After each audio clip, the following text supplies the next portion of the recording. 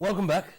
Now, Land Cabinet Secretary Charity Ngilu should take full responsibility for the unconstitutional, illegal and irregular acts of creating offices and making arbitrary appointments, promotions and transfers in the ministry. Now, according to an amendment to a report by the Joint Committees of Delegated Legislation and Lands, Ngilu should be held to account for any undesired consequences such as, but not limited to, financial loss that may arise from the aforementioned acts of commission on her part. The Joint Committees had earlier declared that Ngilu's appointment of Peter Kahuho as the Director General of Lands was unconstitutional. The big question, of course, remains, what next for Charity Ngilu? Will she survive the onslaught? We're joined in studio with Honourable James Opiyo Wandai, Member of Parliament, Ugunja constituency, and of course one who is really in the forefront after,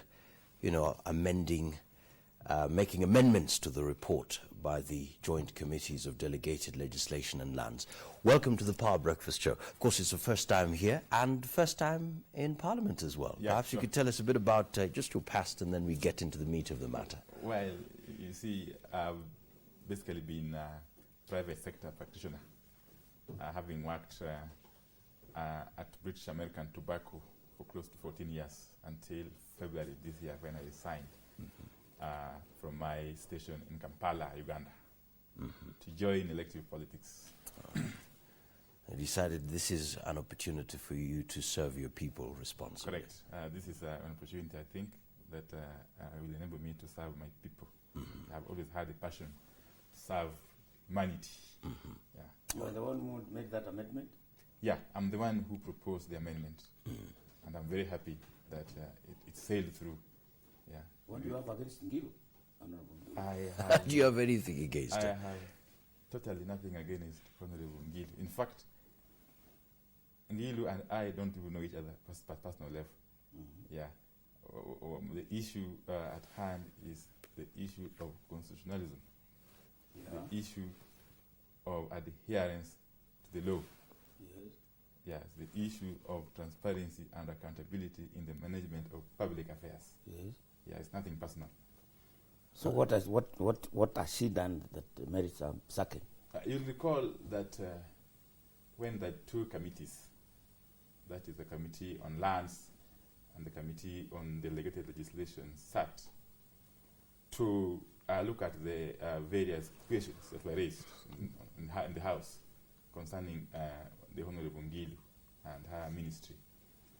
They came up with a lot of observations, some of them very serious ones, touching on violation of the Constitution, the very Constitution that every Cabinet Secretary is sworn to defend.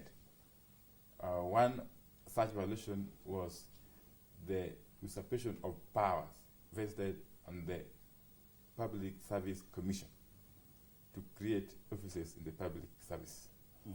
Yeah, Honorable Ngilu went ahead and arbitrarily created the position of Director General of Lands. In fact, went ahead and literally appointed one person to that position without reference to the Public Service Commission. That was in direct contravention of Article 234 of the Constitution, which vests those powers to the Public Service Commission. And remember, one of the grounds upon which a Cabinet Secretary is supposed to be dismissed from office is the violation of any part of the Constitution or any other law for that matter. That is a serious ground upon which Parliament can petition the President to dismiss any Cabinet Secretary, not just the Honorable Ngilu.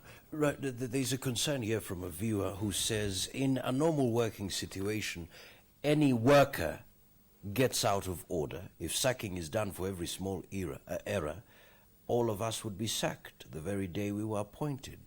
There should be a second chance. Then we are, for instance, dealing with the President's messy appointment of Nakada Boss. Should he be sacked too? So basically saying this is something small, give her another chance. You remember even the President had appointments of judges. But that was before. But should that... should it go to that level of her being sacked? I think the issue here is that we have got people who are working under this new constitutional dispensation, but still have their mindsets in the old order. Okay? What we have to realize is that under this new constitution, there's no room for business as usual. Okay?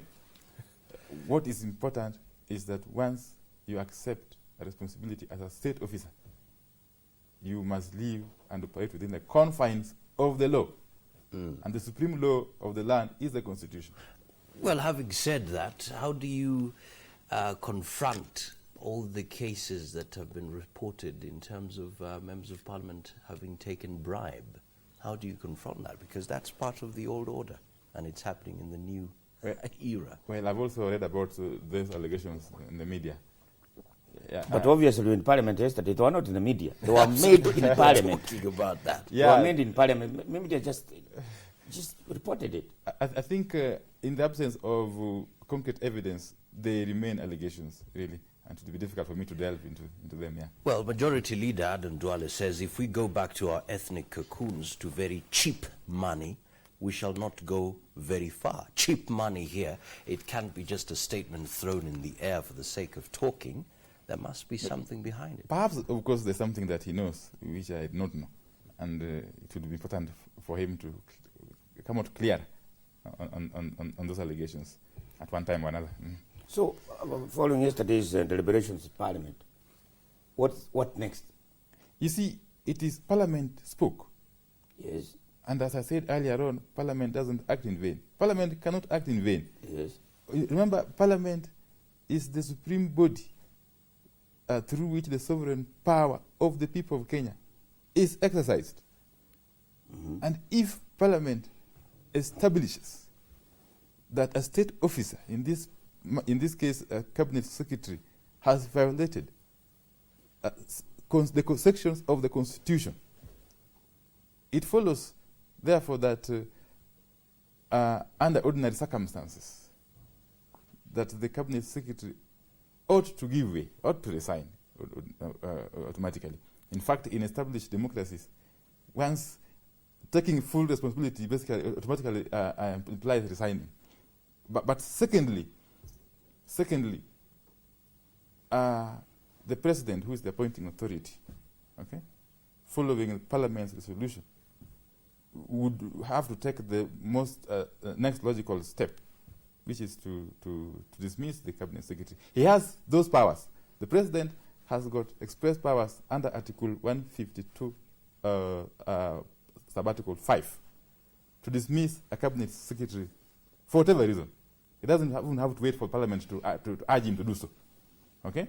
But in the event, in the unlikely event that the cabinet secretary does not resign and the president does not dismiss her, yes, Parliament has got recourse under Article 152, sub-article 6, to move a motion, pass a motion, compelling the president to dismiss the cabinet secretary. In fact, under that article, once Parliament makes a solution that a cabinet secretary is to be dismissed, the president has got no option. He is compelled to do so.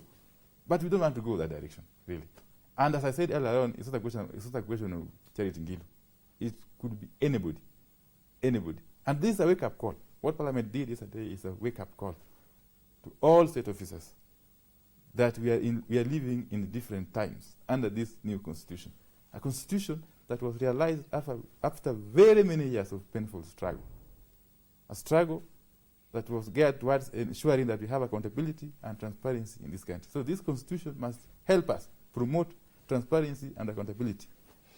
Well, Charity Ngilu has a history in a management of public affairs. And a number of people were surprised when she was appointed to the cabinet, mainly because of political reasons. And the Parliament did approve her appointment.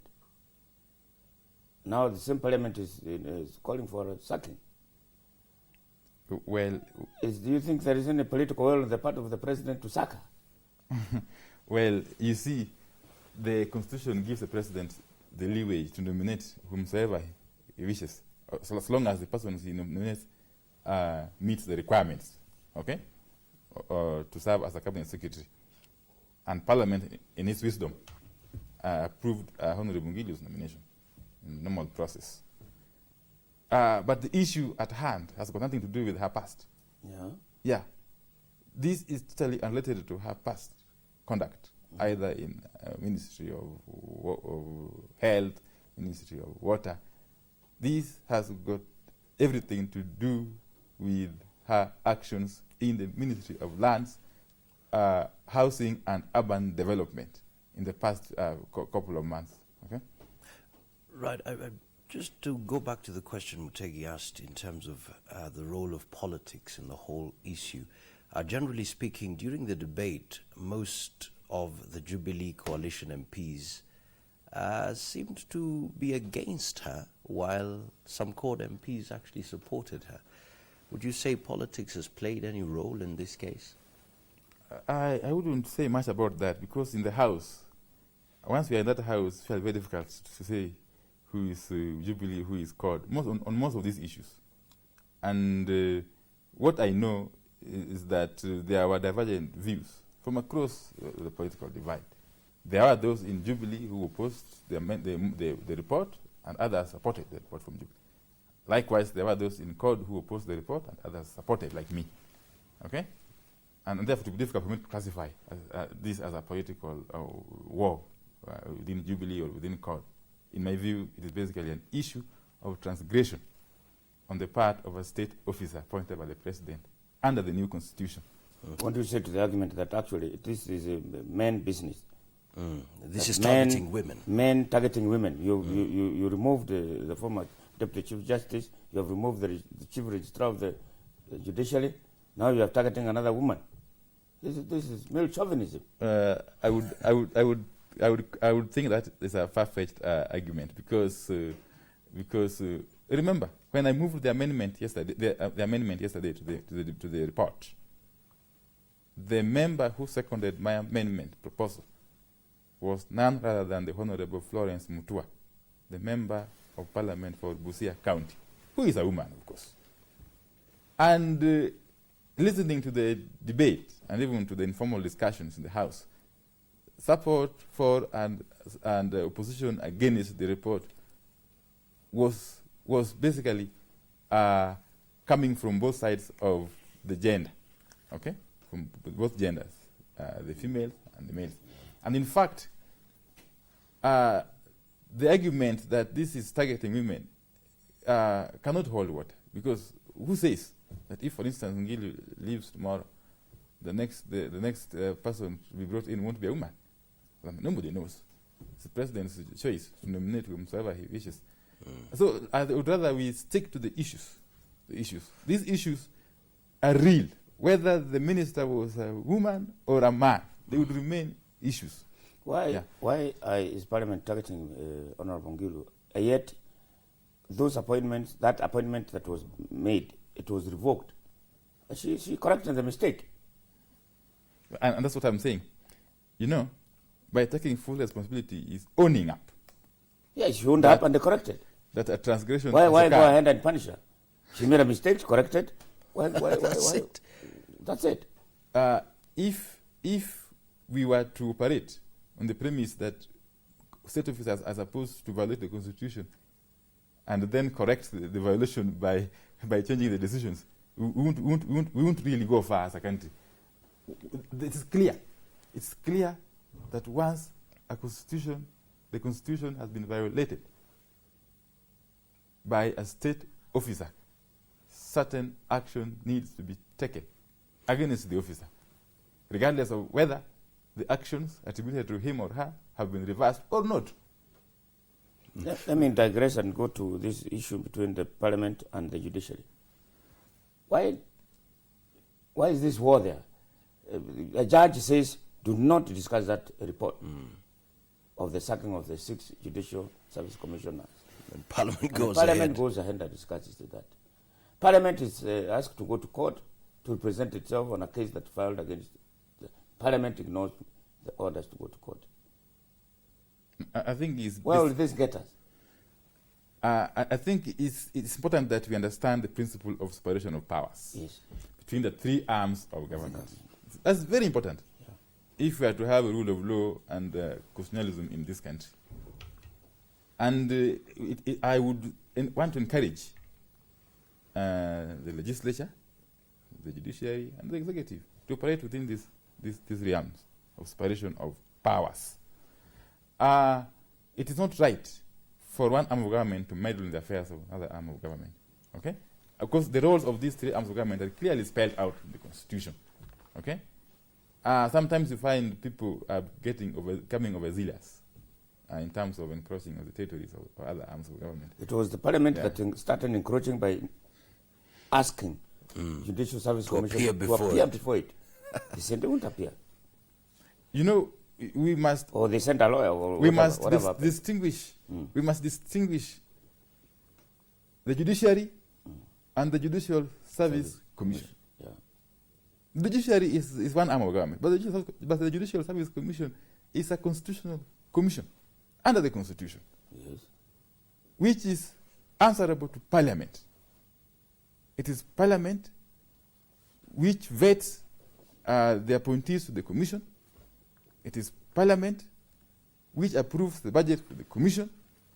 It is Parliament which is supposed to provide oversight to the Commission, and therefore, when Parliament does summon the Judicial Service Commission, it is acting within its mandate under Article 95 of the Constitution. The Judicial Service Commission is chaired by none other than the President of the Supreme Court.